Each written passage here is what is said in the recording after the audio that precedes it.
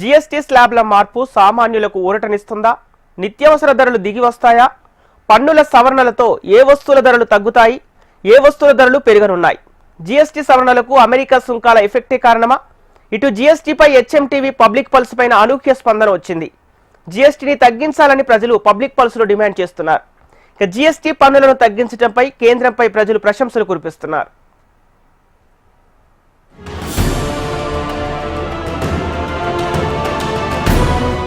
GST పాలక మండలి 56వ సమావేశం సామాన్యులకు భారీ ఊరట కల్పించే నిర్ణయం తీసుకుంది.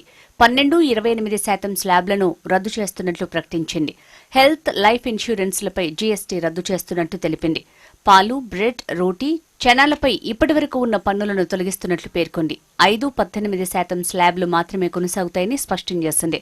ఇక విలాసవంతమైన వస్తువులపై 40% పన్నులు విధించనున్నట్టు వివరించింది. హెయిర్ ఆయిల్, టాయిలెట్ సబ్బులు, షాంపూలు, టూత్ బ్రష్లు, టూత్ పేస్టులు, సైకిళ్లు, టేబుళ్లు, కిచెన్ వస్తువులు, ఇతర గృహావసర వస్తువులు ఇప్పటివరకు 12, 18, 28% స్లాబ్ల నుంచి 5% స్లాబ్లోకి తీసుకొచ్చారు.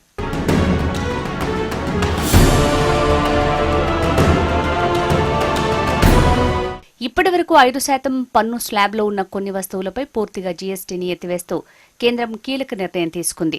పాలు, పన్నీర్, బ్రెడ్లపై పన్నును 0కు తీసుకొచ్చారు. ఆరోగ్య, జీవిత బీమాలపై ఇప్పటివరకు ఉన్న జీఎస్టీని రద్దు చేశారు. క్యాన్సర్ మందులపై ఉన్న జీఎస్టీని తొలగించారు. వైద్య, వ్యవసాయ రంగాలపై ఆధారపడిన వారికి భారీ ఊరట కల్పించారు. 12-18% నుంచి 5% స్లాబ్లోకి వచ్చిన వస్తువులు, చాలా రకాల తినుబండారాల్ని 5% స్లాబ్లోకి తీసుకొచ్చారు. ఉప్పు, భుజియా, సాస్లు, పాస్తా, నూడిల్స్, చాక్లెట్లు, కాఫీ, నిల్వ చేసిన మాంసం, వెన్న, నెయ్యి, కార్న్ఫ్లేక్స్ వంటి వాటి పన్ను శాతాన్ని 5కు తగ్గించారు. ఏసీలు, అన్ని రకాల టీవీలపై ఉన్న జీఎస్టీని 28% నుంచి 18%కి తగ్గించారు. డిష్ వాషింగ్ మెషిన్లు, చిన్న కార్లు, 350cc కంటే తక్కువ సామర్థ్యం ఉన్న బైక్లు 18% స్లాబ్లోకి తీసుకొచ్చారు. సిమెంట్పై ఇప్పటివరకు ఉన్న 28% జీఎస్టీని 18%కి తగ్గించారు. పాన్ మసాలాలు, సిగరెట్లు, పొగాకు ఉత్పత్తులు, గుట్కాలపై 40% జీఎస్టీ విధించనున్నట్టు కేంద్ర మంత్రి నిర్మలా సీతారామన్ తేల్చి చెప్పారు. Rate rationalization, of course, we've reduced the slabs. There shall be only 2 slabs, and we are addressing also the issues of compensation cess.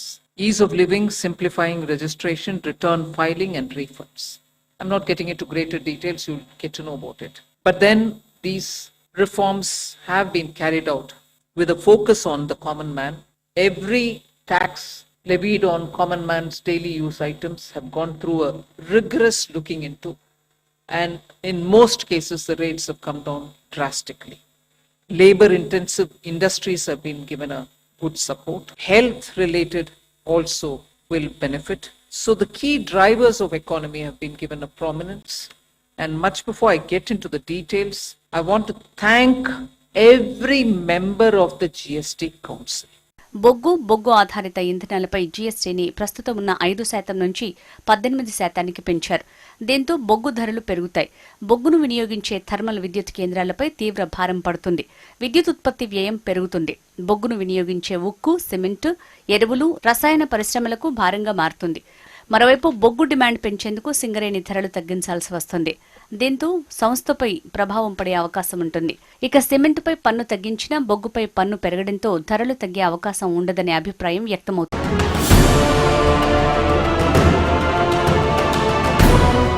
దేశంలో ప్రజల ఆరోగ్య భద్రతకు ప్రాధాన్యత ఇస్తున్నామని నిర్మల చెప్పారు.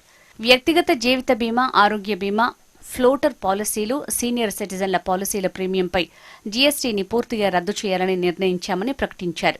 వ్యాపారులకు జీఎస్టీ రిజిస్ట్రేషన్, రిటర్న్ల ఫైలింగ్, రీఫండ్ ప్రక్రియల్ని సులభతరం చేస్తున్నామని, మానవ శ్రమ అవసరమయ్యే పరిశ్రమల్ని ప్రోత్సహించేలా చర్యలు చేపడుతున్నామని చెప్పారు. 2023-24 ఆర్థిక సంవత్సరంలో కేంద్ర ప్రభుత్వం ఆరోగ్య, జీవిత బీమాపై జీఎస్టీతో 16,398 కోట్లు వసూలు చేసింది.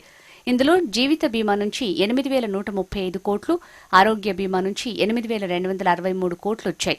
జీఎస్టీ నిర్ణయాలకు మద్దతు తెలిపిన అన్ని రాష్ట్రాల ఆర్థిక మంత్రులకు కేంద్ర మంత్రి నిర్మలా సీతారామన్ ధన్యవాదాలు తెలిపారు.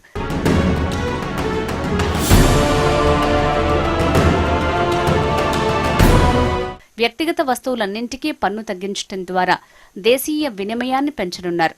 అమెరికా సుంకాల భారం నుంచి కొంత ఉపశమనం పొందాలని ప్రభుత్వం భావిస్తోంది.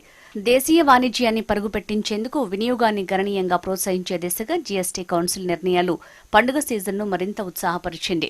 వ్యక్తిగత బీమా పథకాలపై జీఎస్టీ రద్దు చేయటం కోట్ల మందికి బీమాను చేరువ చేసేందుకు ఉపయోగపడుతుంది. దుర్గా నవరాత్రుల మొదటి రోజైన సెప్టెంబర్ 22వ తేదీ నుంచి జీఎస్టీ సంస్కరణలు అమల్లోకి వస్తాయి.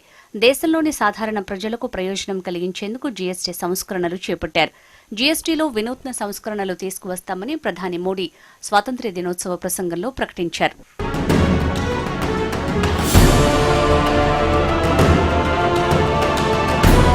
సామాన్య ప్రజల జీవితాలను మెరుగుపరచడం, ఆర్థిక రంగాన్ని బలోపేతం చేయటమే లక్ష్యంగా జీఎస్టీ రేట్ల హేతుబద్దీకరణపై ప్రతిపాదనను కేంద్రం రూపొందించింది. ఆమోదించిన మార్పులతో చిరు వ్యాపారులు, రైతులు, మధ్యతరగతి మహిళలు, యువతకు మేలు కలుగుతుంది.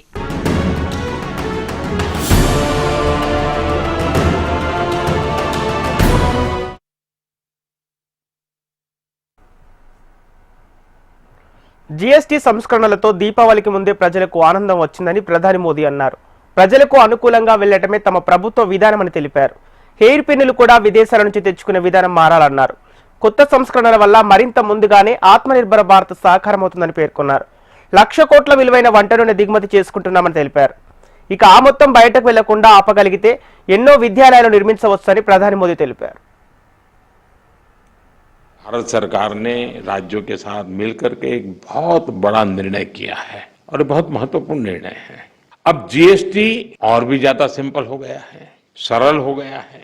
जीएसटी के मुख्यतः दो ही रेट रह गए, 5% और 18%, 5% और 18%। और 22 सितंबर सोमवार जब नवरात्र का पहला दिन है और ये सारी चीजों का मातृशक्ति को संबंध तो बहुत ही रहता है और इसलिए नवरात्रि के इस प्रथम दिवस पर जीएसटी का जो एक रिफॉर्म वर्जन है, नेक्स्ट जनरेशन रिफॉर्म किया हुआ, वो लागू हो जाएगा।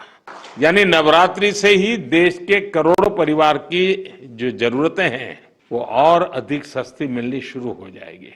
इस बार धनतेरस की रौनक भी और ज्यादा रहेगी क्योंकि दर्जनों चीजों पर टैक्स अब बहुत ही कम हो गया है। साथियों, 8 वर्ष पहले जब जीएसटी लागू हुआ तो कई दशकों का सपना साकार हुआ था। तो ये चर्चा कोई मोदी प्रधानमंत्री बना उसके बाद नहीं हुई, उसके पहले भी हो रही थी। काम नहीं होता था, चर्चा होती थी। ये आजाद भारत के सबसे बड़े आर्थिक सुधारों में से एक था।